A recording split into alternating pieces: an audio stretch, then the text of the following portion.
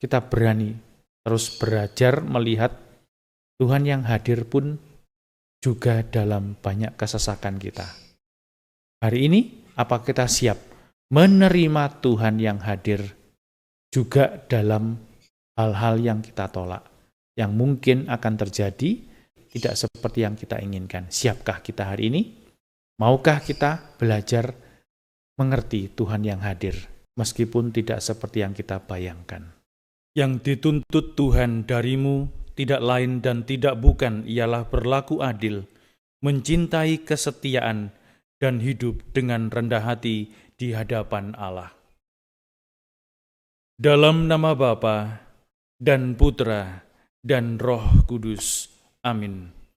Rahmat Tuhan kita Yesus Kristus, cinta kasih Allah, dan persekutuan Roh Kudus bersamamu dan bersama rohmu. Para saudara terkasih, Tuhan tidak kelihatan, tetapi kehadirannya harusnya dirasakan. Kerap kali kita juga meminta tanda kehadiran Tuhan, tetapi tanda-tanda itu kerap hanya seperti yang kita inginkan. Yesus menolak tanda itu agar kita belajar menyadari, mengalami Tuhan yang hadir secara baru setiap hari. Maka itu mari di awal Ekaristi ini kita hening dulu sejenak. Kita lihat kembali hidup kita masing-masing, sejauh mana kita peka pada kecenderungan kita mengeksploitasi Tuhan, menginginkan Tuhan hadir seperti yang kita inginkan, sejauh mana kita sibuk dengan pikiran dan keinginan kita sendiri dan menghalangi Tuhan yang hadir sungguh-sungguh secara nyata dan baru setiap hari. Marilah kita berdoa. Allah Bapa kami di surga, kami mohon, ingatkanlah kami bahwa Engkau sejak dahulu kala selalu mengusahakan kebebasan kami. Semoga sabda Putramu menyebabkan kami dapat ikut menerima keselamatan darimu. Demi Yesus Kristus Putramu, Tuhan dan pengantara kami, yang hidup dan bertahta bersama Dikau, dalam persekutuan dengan Roh Kudus, Allah sepanjang segala masa. Amin. Bacaan dari Kitab Keluaran. Waktu diberitahukan kepada Raja Mesir bahwa bangsa Israel telah lari, maka berubahlah hati Firaun dan pegawai-pegawainya terhadap bangsa Israel itu. Mereka berkata, "Apakah yang telah kita perbuat ini? Mengapa telah kita biarkan orang Israel pergi dari perbudakan kita?" Kemudian Firaun memasang keretanya dan membawa serta rakyatnya. Ia membawa 600 kereta yang terpilih. Ya, segala kereta Mesir, masing-masing lengkap dengan perwiranya. Demikianlah Tuhan mengeraskan hati Firaun, raja Mesir itu, sehingga ia mengejar orang Israel. Tetapi orang Israel berjalan terus dipimpin oleh tangan yang perkasa.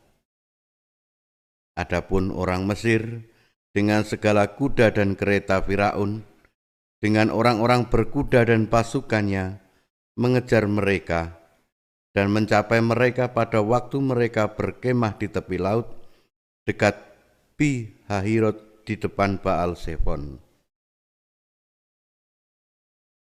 Ketika Firaun telah dekat, orang Israel menoleh, maka tampaklah orang Mesir bergerak menyusul mereka. Lalu sangat ketakutanlah orang Israel.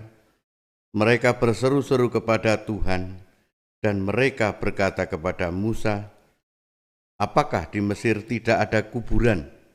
Maka engkau membawa kami untuk mati di padang gurun ini?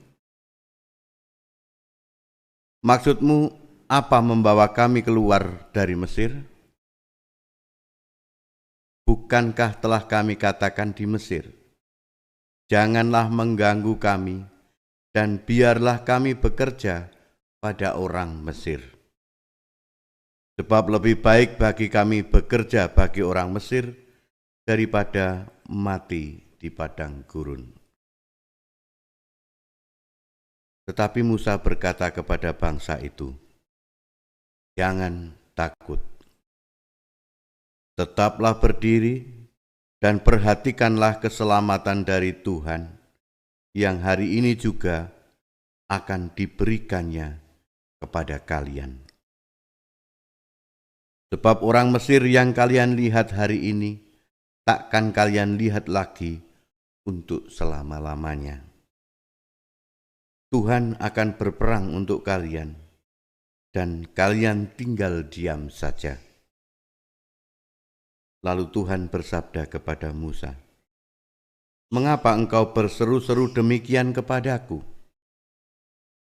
Katakanlah kepada orang Israel supaya mereka berangkat.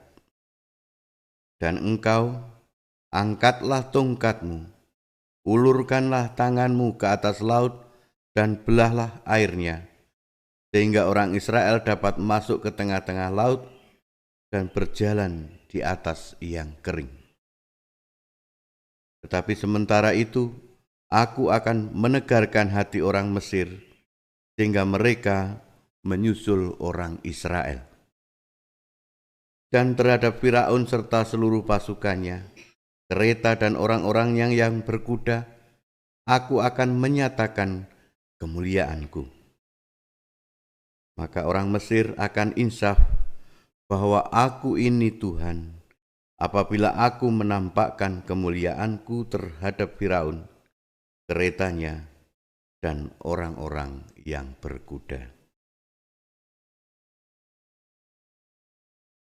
Demikianlah sabda Tuhan. Syukur kepada Allah. Baiklah, aku menyanyi bagi Tuhan, sebab Ia tinggi luhur. Baiklah, aku menyanyi bagi Tuhan, sebab Ia tinggi luhur. Baiklah, aku menyanyi bagi Tuhan, sebab Ia tinggi luhur. Kuda dan penunggangnya dilemparkannya ke dalam laut. Tuhan itu kekuatan dan mazmurku, Ia telah menjadi keselamatanku. Dia Allahku, kupuji Dia, Dialah Bapa-Ku, kuluhurkan Dia. Baiklah, aku menyanyi bagi Tuhan, sebab Ia tinggi luhur. Tuhan itu pahlawan perang, Tuhan itulah namanya.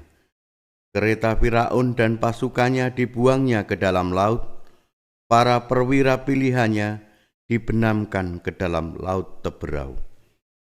Baiklah, aku menyanyi bagi Tuhan, sebab Ia tinggi luhur. Samudra raya menutupi mereka, ke air yang dalam mereka tenggelam seperti batu. Tangan kananmu ya Tuhan, mulia karena kekuasaan-Mu. Tangan kananmu ya Tuhan, menghancurkan musuh. Baiklah, aku menyanyi bagi Tuhan, sebab Ia tinggi luhur. Haleluya, haleluya, haleluya. Haleluya, haleluya, haleluya. Hari ini janganlah bertegar hati, tetapi dengarkanlah suara Tuhan. Haleluya, haleluya, haleluya. Tuhan bersamamu dan bersama rohmu. Inilah Injil Yesus Kristus menurut Matius. Dimuliakanlah Tuhan.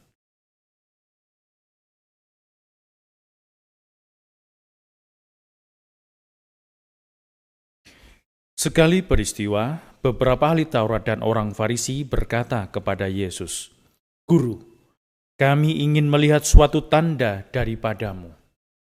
Jawab Yesus kepada mereka, "Angkatan yang jahat dan tidak setia ini menuntut suatu tanda, tetapi kepada mereka tidak akan diberikan tanda selain tanda Nabi Yunus. Sebab seperti Yunus tinggal di dalam perut ikan 3 hari 3 malam, demikian pula Anak Manusia akan tinggal di dalam rahim bumi 3 hari 3 malam. Pada waktu penghakiman, orang-orang Niniwe akan bangkit bersama angkatan ini dan menghukumnya juga. Sebab orang-orang Niniwe bertobat setelah mendengar pemberitaan Yunus. Dan sungguh, yang ada di sini lebih daripada Yunus. Pada waktu penghakiman, ratu dari selatan akan bangkit bersama angkatan ini, dan ia akan menghukumnya juga. Sebab ratu itu datang dari ujung bumi untuk mendengar hikmat Salomo. Dan sungguh, yang ada di sini lebih daripada Salomo. Demikianlah Injil Tuhan, terpujilah Kristus. Para saudara terkasih, tanda itu kerap kita gunakan banyak. Wah, itu loh, ini orangnya ada di rumah ini, loh kok tahu? Itu mobilnya di depan. Mobil kita pakai sebagai tanda bahwa orang itu ada di rumah. Pintunya, loh kok ini pasti ada di rumah ini orangnya, loh kok tahu? Iya, biasanya kalau pintunya buka, dia ada di rumah. Pintu menjadi tanda. Tanda inilah yang menunjukkan kehadiran yang tidak kelihatan. Kita yakin dengan itu. Dan itu yang diminta oleh orang-orang Yahudi. Dan di dalam zaman Yesus, itu banyak rabi itu membuat tanda-tanda. Ada yang karena kedekatannya dengan Tuhan dikatakan begitu, dia membuat tanda. Hujan, dia berdoa, dia hujan. Kalau doanya sedikit, hujannya gerimis. Kalau dia doanya banyak, kusuk, banjir. Waduh, terlalu banyak doa kamu nih. Nah, tanda-tanda yang membuat orang kagum dan tidak sampai kepada Tuhan, itu yang ditolak oleh Yesus. Maka dikatakan, tanda untuk angkatan yang tidak percaya ini hanya satu. Tanda bahwa Yunus yang menolak pewartaan untuk diutus ke Niniwe, dia dimakan dalam perut ikan 3 hari. Dia mati 3 hari, tapi hidup kembali pada hari ketiga. Sama seperti Yesus. Tandanya hanya satu. Kalau banyak orang menolak, hanya satu tanda yang membuat orang itu bisa percaya akan kehadiran Tuhan, yaitu mati, penderitaan, mati, dan pada hari ketiga bangkit. Nah ini loh yang para saudara terkasih, kita merujuk pada Paskah. Pada setiap hari kita perlu merenungkan hal ini. Apakah kita berani menderita bersama dengan Yesus? Jadi tanda kehadiran Tuhan itu bukan hanya pengabulan doa, berkat yang sesuai dengan apa yang kita inginkan, tidak.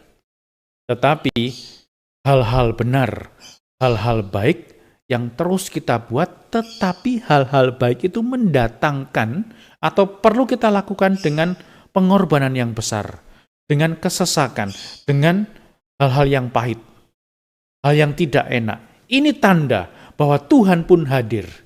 Itu yang dikatakan oleh Yesus nih. Kalau kita setia dalam penderitaan, dalam kesetiaan, dalam kesesakan, dalam kesusahan itu, dalam rangka kita berbuat baik, itu tanda Tuhan hadir.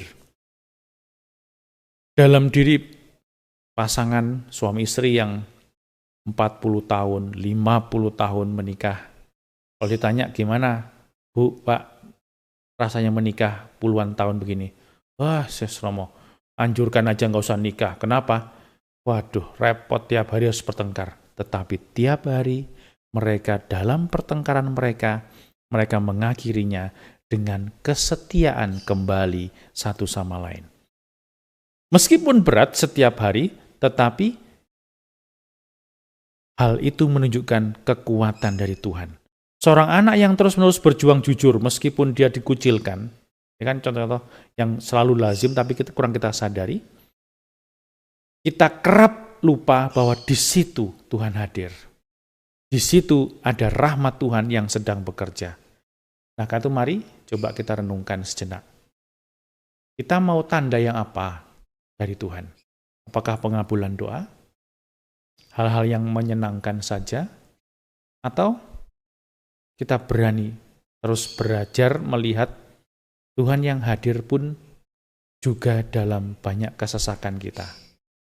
Hari ini, apa kita siap menerima Tuhan yang hadir juga dalam hal-hal yang kita tolak, yang mungkin akan terjadi, peristiwa terjadi tidak seperti yang kita inginkan. Siapkah kita hari ini? Maukah kita belajar mengerti Tuhan yang hadir, meskipun tidak seperti yang kita bayangkan?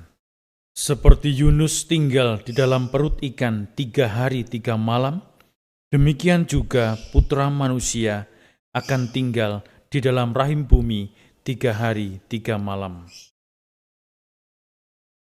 Marilah kita berdoa.